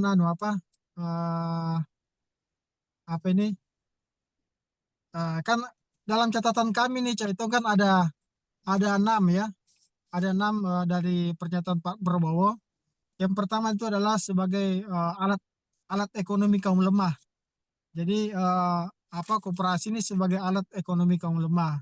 Kemudian yang kedua adalah bagaimana kemudian koperasi ini menjadi pesaing kaum kapitalis. Yang ketiga adalah sarana untuk berdaulat. Kemudian yang keempat memutus rantai distribusi. Kemudian bagaimana mengembalikan ekonomi itu dalam pusaran pasal 33 atau yang Undang-Undang 45 itu. Bagaimana bumi dan air dan kekayaan yang di dalamnya itu diperuntukkan untuk kemakmuran rakyat. Kemudian yang terakhir itu yang menurut catatan kami di sini adalah bagaimana menumpas vampir-vampir ekonomi itu. Saya kira ini menjadi PR juga bagi kami di Kabupaten Bantai Sulawesi Selatan. Ya, paling tidak ini menjadi referensi kami untuk bergerak di desa. Kemudian yang terakhir dari kami Caitong terkait dengan teknis pelaksanaan pelaksanaan koperasi merah putih ini kan kami juga ada beberapa kendala yang kami hadapi. Kebetulan kami di Bantang ini Caitong pada saat pengusulan koperasi mock up atau percontohan itu di Bantang itu belum mengajukan. Belum ada satupun koperasi percontoh yang kami ajukan untuk menjadi percontohan karena syarat untuk dijadikan koperasi percontohan itu sangat ketat sekali. Nah, itu kan diatur dalam LPDB, ada sebuah lembaga di Kementerian Koperasi itu yang mengatur mengenai bantuan dana bergulir. Salah satunya itu adalah untuk mendapatkan untuk menjadikan koperasi percontohan itu harus memiliki yang 6 gerai itu. Sementara kami ini kan di koperasi di Bantai ini kan baru dibentuk. Saya kira mustahil kalau sesuatu yang baru dibentuk kemudian langsung ada gerai-gerainya. Kemudian juga syarat, kan ada 13 syarat itu kalau tidak salah. Kemudian syarat yang paling berat kami penuhi itu adalah agunan. Karena agunan yang harus diajukan oleh koperasi percontohan itu adalah misalnya kalau kita ingin meminjam 1 miliar itu 70% dari 1 miliar itu menjadi agunan. Dan itu ditanggung oleh ketua koperasi. Nah, ini di Kabupaten Bantaeng ini belum punya sumber daya untuk bagaimana kemudian menanggung agunan itu. Mungkin saya kata ini mungkin bisa nanti ke depan syarat-syarat itu bisa diperingan sehingga kami di Kabupaten Bantaeng ini bisa juga mengajukan proposal untuk koperasi percontohan. Demikian Kak Caitong. Ya, terima kasih Mas Irfan Tawakal yang sudah menyampaikan serunut tentang pesan-pesan Presiden pada acara peluncuran kelembagaan 80.000 koperasi desa merah putih. Dan mudah-mudahan kita semuanya akan bisa mengikuti beberapa pesan-pesan yang lainnya yang itu berkaitan dengan diksi-diksi yang selama ini memang jarang atau bahkan tidak pernah disampaikan oleh pejabat-pejabat yang lain begitu ya, baik itu tentang tentang vampir gitu ya, tentang vampir ekonomi, kemudian serakah nomics, kemudian ada juga pesan terakhir juga tentang koperasi sebagai alat negara untuk memberi makan rakyat. Nah, Pak Dekoco, kembali pada Pak Dekoco ini berkaitan dengan takar dan nalar tadi. Kira-kira ide apa yang akan dilakukan untuk kemudian mewujudkan TPP menakar dan menalar tadi Pak Dekoco. Kedua, apakah kemudian ini menjadi bagian dari ekspedisa gitu ya, sehingga nantinya dalam konteks ekspedisa di Java mungkin perluasannya adalah takar dan nalar tadi itu. Monggo silakan Pak De. Terima kasih Caitong. Jadi ketika kemarin terpikir menakar dan menalar, ini sebenarnya lebih apa yang sudah dilakukan oleh teman-teman TPP ini kan bagian dari proses yang diperintahkan. Kembali lagi saya katakan ini diperintahkan. Teman-teman ini sebagai orang-orang yang bekerja di Kementerian Desa. Benar ya, saya hitung ya. Dan perintahnya jelas. Menurut saya perintahnya jelas. Perintahnya adalah identifikasi potensi, ya kan? Betul. Kemudian fasilitasi atau dampingi musyawarah desa khusus. Artinya kalau bicara itu, ya itu memang sudah tugasnya. Jadi ketika taruh kata ini sebelum masuk ke menakar dan menalar, ketika seorang guru itu memang dibayar untuk menjadi pengajar, ya guru itu nggak perlu kemudian baperan ketika anak didiknya itu berprestasi dan kemudian dia berangkat ke luar negeri karena saya yang ngajarin. Dia bisa ikut kompetisi di luar negeri. Kok saya nggak diajak? Yang nggak juga kan kira-kira seperti itu. Memang tugasmu mulang, tugasmu mengajar. Anak itu jadi cerdas, itu sudah jadi kebanggaan tersendiri. Nah, menakar dan menalar ini sebenarnya lebih pada bicara menakar itu ada kuantitatifnya, artinya menakar itu kan berarti menimbang. Sebenarnya seperti apa sih desa dampingan saya? Kemudian tadi seperti Irfan mengatakan itu kan sudah mengakar rentenir-rentenir itu nggak bisa begitu saja ya. Kalau memang menyadari bahwa sudah sudah mendarah daging nggak bisa dihilangkan ya udah nggak usah dihilangkan. Ya karena memang Anda nggak punya keyakinan, ya buat apa menjalankan sesuatu yang Anda nggak yakin. Bahwa memang kalau kemudian bapak saya orang miskin, saya nggak mungkin jadi orang kaya. Lah kalau sudah mindsetnya udah kayak gitu, ya udah selesai.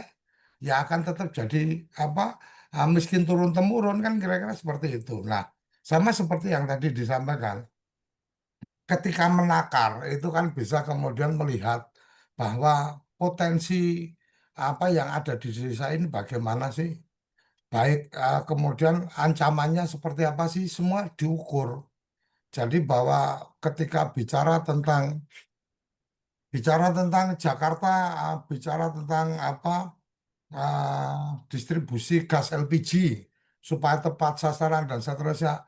Ketika diukur desa dampingannya Cak Item itu yang pakai LPG pakai tabung gas LPG cuma 1 orang. Yang ngapain kita berorientasi untuk jadi agen LPG kan kira-kira seperti itu karena koperasi desa ini kan ukurannya adalah ukuran untuk desa. Jadi kalau memang di desa itu taruh kata nih, oke perlu pergudangan. Nah di desa itu ternyata desa yang semi urban mama seperti di desanya Mas Panudi ya memang di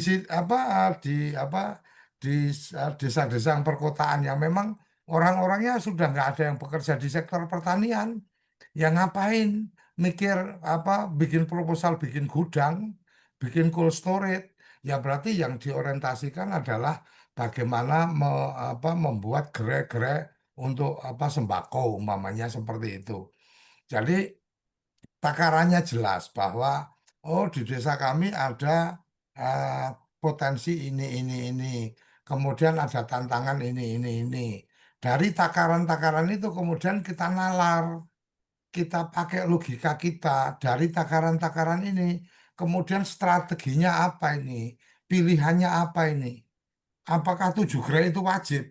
Menurut saya enggak. Tidak. 7 gerai itu adalah kemudian ketika bicara dalam satu format percontohan atau format impiannya 7 gerai. Nah, ketika nggak ada 7 gerai, ketika bicara masyarakatnya sudah mama nih petani ternyata masyarakatnya udah pada cukup cukup punya kemampuan rata-rata masyarakat bertaninya udah sukses apa memang perlu simpan pinjam ya kalau ada simpan kemudian nggak ada yang pinjam kan itu juga harus dinalar juga nanti kalau kemudian semua pada nabung semua kemudian tidak bisa diputar karena memang tidak ada bisnis lain yang bisa dibiayai ah, risikonya seperti apa. Atau kemudian kepikirannya adalah menggalang tabungan masyarakat, kemudian dari tabungan itu untuk kemudian membangun unit. Kalau kata nih, oke, membangun gudang umpamanya. Karena memang masyarakatnya udah pada mampu-mampu. Ya udah, pada nabung apa simpan, kemudian dari simpanan itu menjadi investasi untuk gudang umpamanya. Artinya apa? Secara nalar kami tidak perlu pinjaman, kami nggak perlu dana dari Himbara, kami nggak perlu dana dari LPDB. Itu kan nalar. Artinya logika-logikanya dijalankan karena data dari takaran yang sudah terhimpun. Kira-kira bayangan saya seperti itu, Cak Itong, ketika kemudian seorang tenaga pendamping mama bicara tentang ah, potensi atau potret masyarakat. Di situ bisa dilihat, oh ternyata di sini kalau musim panen musim tanam itu membutuhkan pupuk sekian ton, sekian ratus ton dan seterusnya. Kemudian pertanyaannya adalah apakah memang harus pinjam ini? Sementara kemudian di kantor desa sudah bisa memfasilitasi ruang untuk gudang umpamanya, paling memperbaiki gudang. Apakah kemudian harus mengajukan pinjaman yang limitnya 3 miliar itu umpama? Ketika kemudian secara takarannya jelas, kemudian nalarnya dimainkan. Oh, kalau petani kemudian sudah paham nih kebutuhan-kebutuhan pupuknya dan seterusnya. Kemudian ada strategi nih yang dipakai oleh teman-teman pendamping. Gimana nih kawan-kawan petani kita supaya dapat harga bagus, harga murah, kita perlu jadi agen pupuk nih. Nah, agen pupuk itu salah satu masalahnya adalah permodalan. Pergudangan kita udah siap. Kalau umpama nih masing-masing petani besok butuhnya berapa, dibayar sekarang bisa apa enggak? Oh bisa, kami bisa. Selama tepat waktu kami siap untuk bayar. Ya udah tinggal diimpun aja duitnya masyarakat udah jadi modal kerja. Artinya nggak perlu cari utangan lagi kan kira-kira seperti itu. Ini bahwa kemudian bagaimana nalarnya yang kemudian perlu dimainkan adalah ketika dananya sudah terkumpul, pembelanjaan dan seterusnya, berarti ada keuntungan ini, split keuntungan yang ada di sini. Bagaimana split keuntungan ini? Apakah kemudian dibagikan dalam konteks harga kemudian mendapatkan jadi lebih murah. Setiap petani harganya jadi lebih murah karena dia bayar duluan umpamanya seperti itu. Nah ini kan satu pilihan atau kemudian pilihan berikutnya, oke, sekarang kita bikin komitmen beli dari petani-petani komitmen belinya sekian sekian sekian dan seterusnya datang nih ke perusahaan pupuknya. Kami punya data bahwa komitmen beli kami seperti ini dengan waktunya seperti ini. Bisa nggak kemudian dari dari koperasi mengajukan permohonan bahwa kemudian konsep pupuk yang ditaruh itu adalah konsinyasi. Jadi dikirim dari pabrik ditaruh, kemudian ketika mereka sudah mendapatkan pembayaran atau pembelian dari masyarakat, kemudian itu dibayarkan. Itu sangat mungkin, artinya menakarnya jelas, takaran-takarannya jelas, kemudian nalarnya berjalan. Ini yang menjadi catatan pentingnya adalah bagaimana strategi memberikan pengertian kepada kawan-kawan. Jadi kalau kawan-kawan mengikuti di talenta itu kan ada video pembelajaran yang pertama itu tentang mengapa berkoperasi. Coba ikuti itu. Ketika kemudian diikuti itu kita bisa mendapatkan gambaran bagaimana kegagalan yang kemudian dilakukan oleh satu pemerintahan ketika kemudian berpikir seperti apa yang sudah kita lakukan charity. Jadi memberikan bantuan. Ternyata masyarakat kalau diberikan bantuan itu merasa kurang punya rasa memiliki. Jadi kemudian ya sama seperti kemarin ketika kemudian dapat KUT kemudian ya dianggap ini bantuan ya udah nggak usah dikembalikan. Ternyata itu kemudian terjawablah dengan cara berkoperasi tadi. Jadi intervensi pemerintah dilakukan, tetapi kemudian tidak dengan serta-merta itu dianggap sebagai bantuan. Nah ini menurut saya takaran-takarannya seperti apa dan seterusnya kawan-kawan yang lebih paham. Kemudian nalarnya seperti apa, yaitu bagaimana kawan-kawan dengan forum-forum seperti ini daya nalarnya jadi lebih luas. Artinya mungkin kok belum kepikiran ya ketika kemudian koperasi kelurahan nih. Kan ada desa ada kelurahan nih Cak Itong, koperasi kelurahan. Kemudian kita membuat kesepakatan ini bahwa setiap rumah tangga didata kebutuhan minyaknya berapa sih? Oke, kebutuhan minyak berapa, kebutuhan telur berapa, kebutuhan berasnya berapa. Maka kemudian koperasi ini membelanjakan dengan ritme atau dengan sesuai kebutuhan itu. Hari ini kita ada ChatGPT, saya hitung.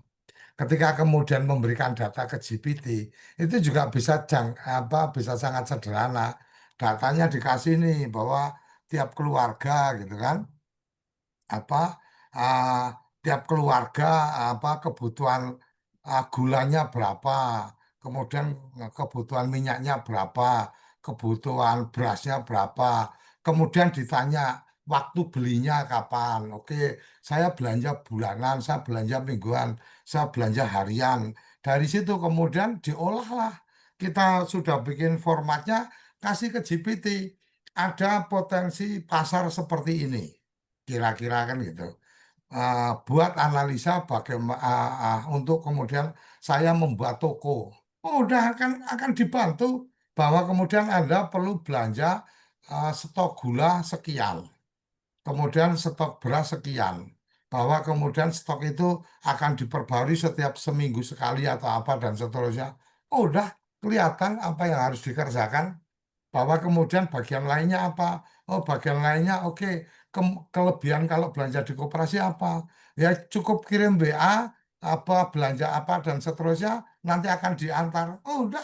Kalau koperasi kelurahan dengan pola seperti itu dengan menggunakan teknologi seperti itu rampung Mas Panudi. Tinggal WA, Mbak gula kunta tolong 1 kilo, 2 kilo dan seterusnya. Oh, udah tinggal satu orang tenaga kerja yang kemudian bagian mendelivery ketika udah dikirim ya udah ada laporannya udah terkirim dan seterusnya.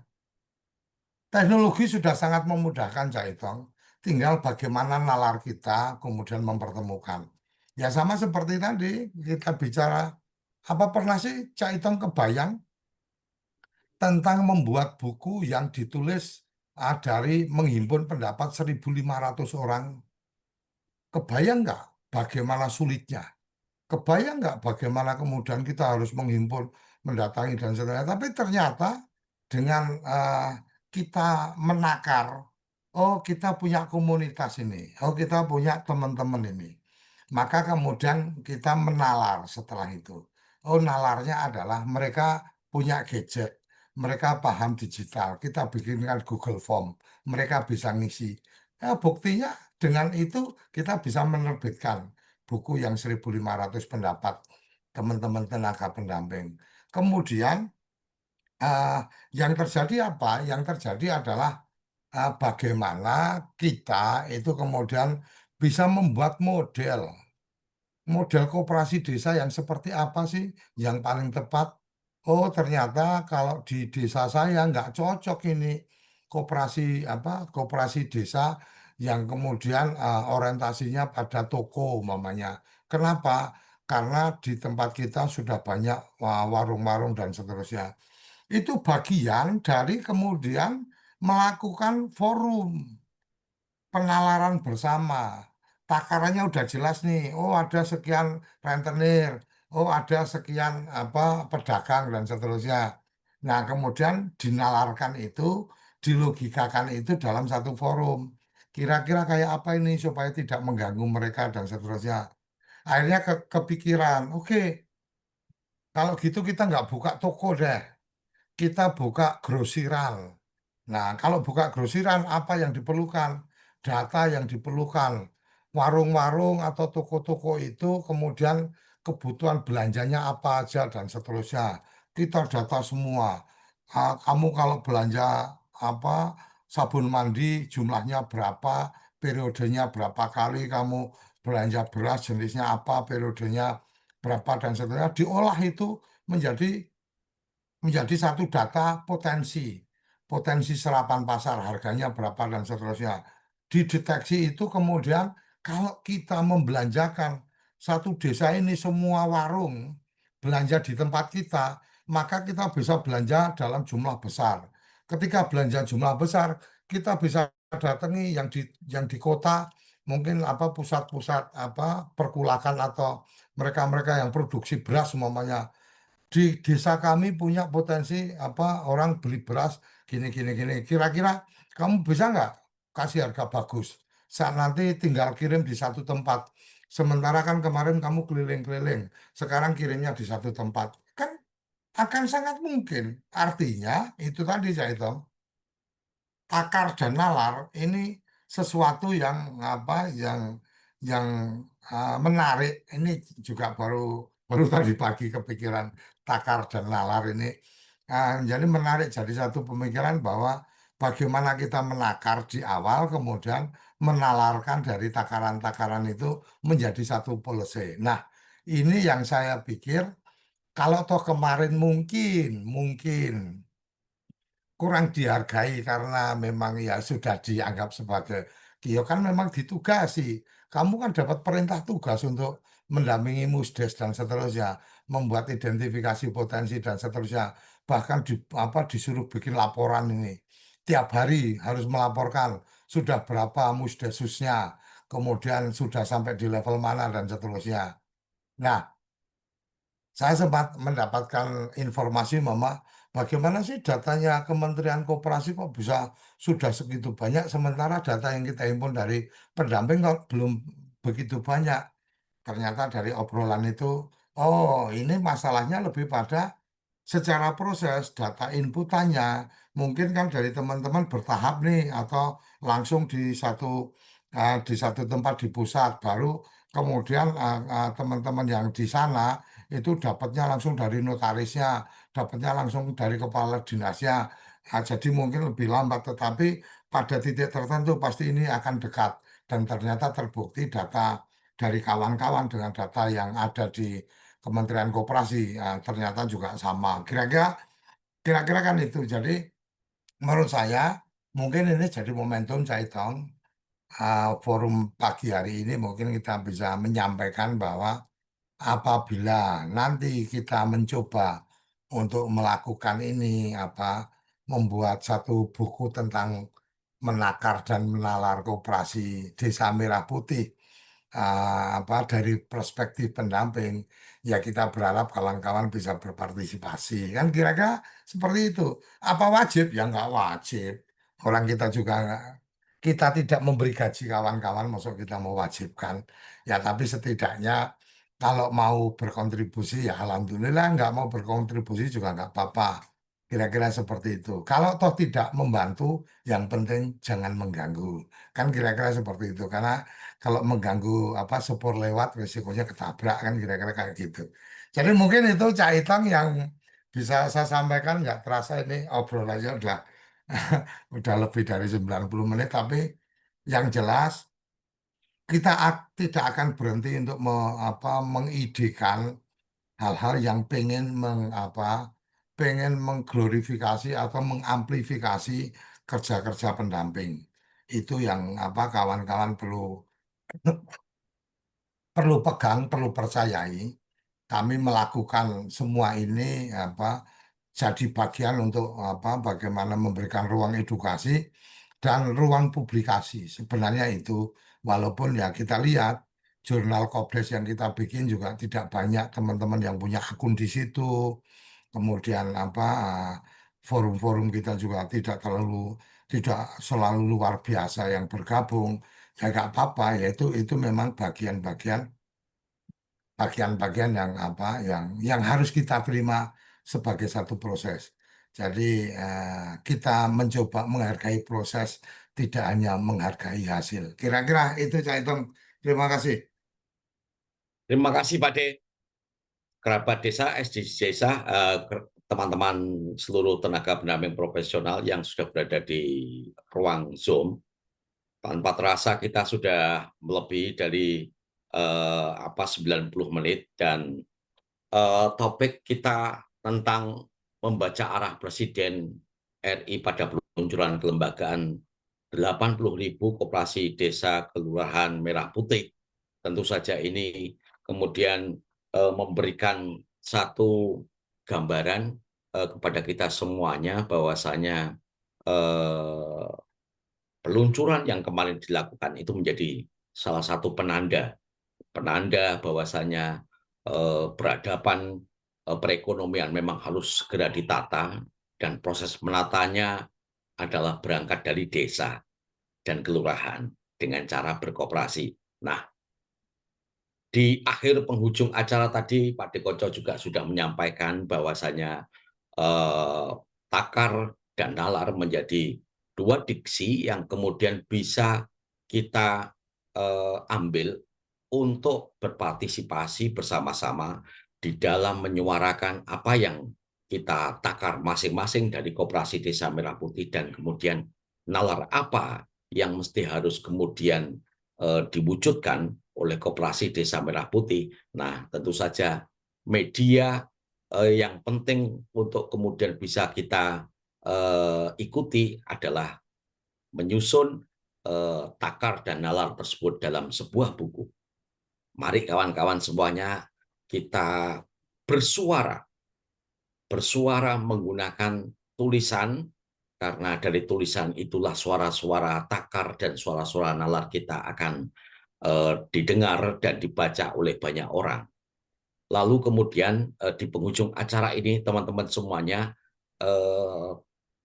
kita tunggu sampai dengan Pak Dekoco launching takar dan nalar TPP terkait dengan kode Desa Merah Putih. Nah, jangan lupa teman-teman semuanya, Koperasi Desa Merah Putih juga sudah memiliki jurnal yang dikembangkan oleh Kode Indonesia. Kawan-kawan juga bisa menulis di sana berkaitan dengan Koperasi Desa Merah Putih. Terima kasih kehadiran semuanya. Kita akhiri dulu perjumpaan kita pada pagi hari ini. Sebelum kita akhiri, kita dengarkan dulu closing statement dari Mas Panuti dan Pak Dekoco. Silakan Mas Panuti. Ya, terima kasih Pak Dekoco dan Caitong. Ya, kami mengharapkan rekan-rekan TPP terkait dengan sudah dilaunchingkan Koperasi Desa Merah Putih, siap-siap aja bahwa tugas baru nanti akan menunggu kita. Lihat aja nanti akan menunggu kita, apakah itu nanti dari Menteri Desa atau yang lain. Yang jelas itu nanti akan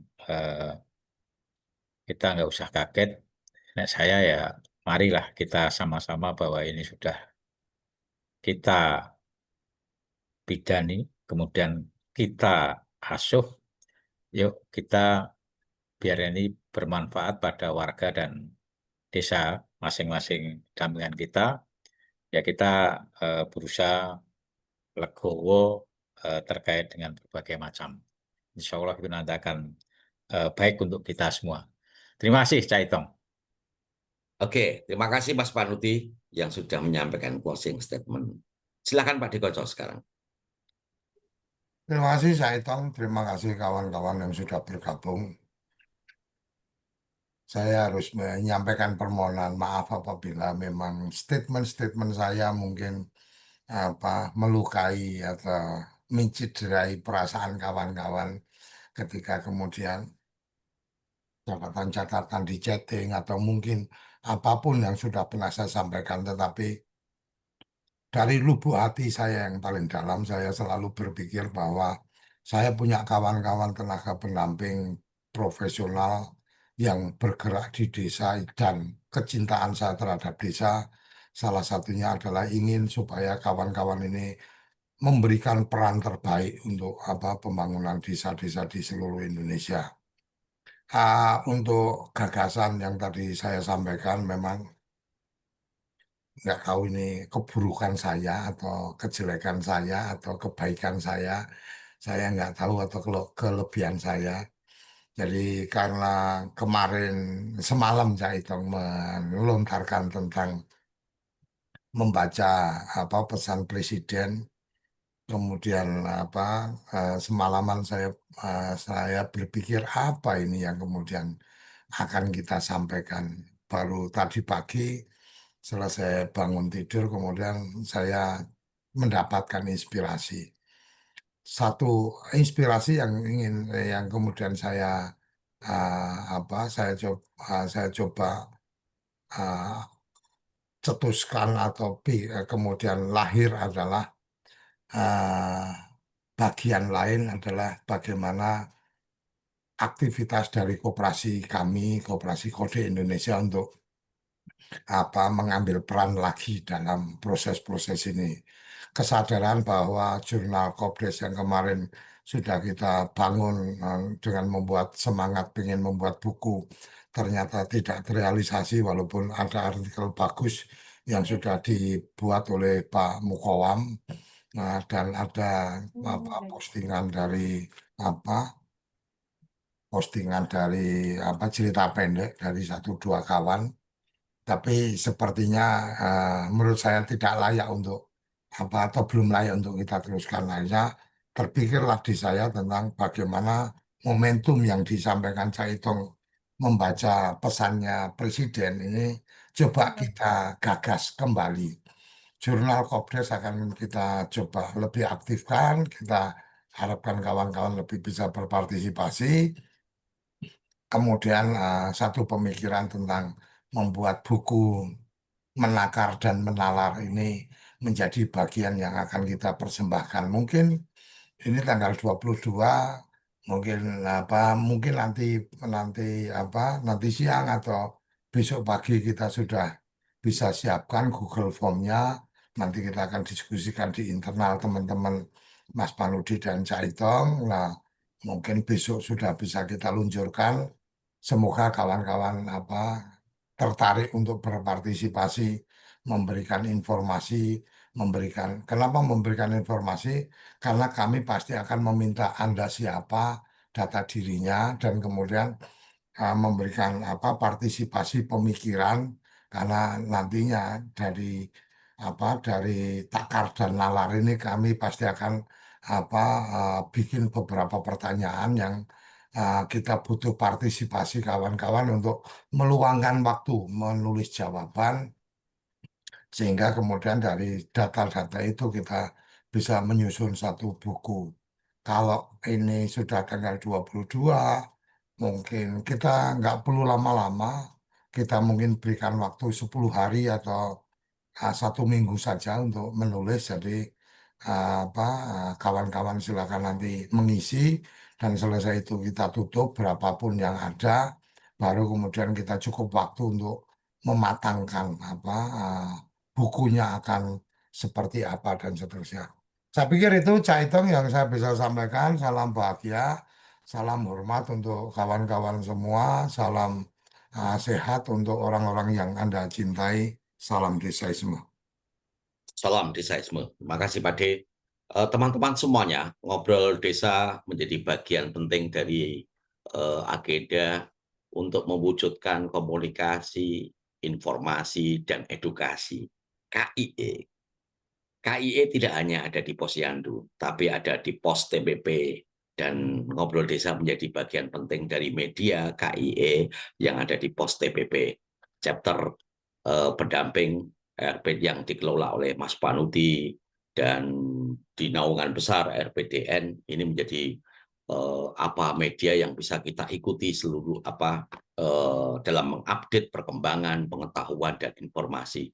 Besar harapan dari pertemuan-pertemuan yang ada di Ngobrol Desa ini bisa memberikan manfaat pada kita minimal yang sudah berinteraksi di ruang Zoom dan di ruang YouTube. Tentu saja akan bisa mengabarkan tentang proses-proses kebaikan yang ada di desa. Kita akhiri dulu perjumpaan kita di pagi hari ini. Selamat beraktivitas kepada semua kawan-kawan. Salam desaisme.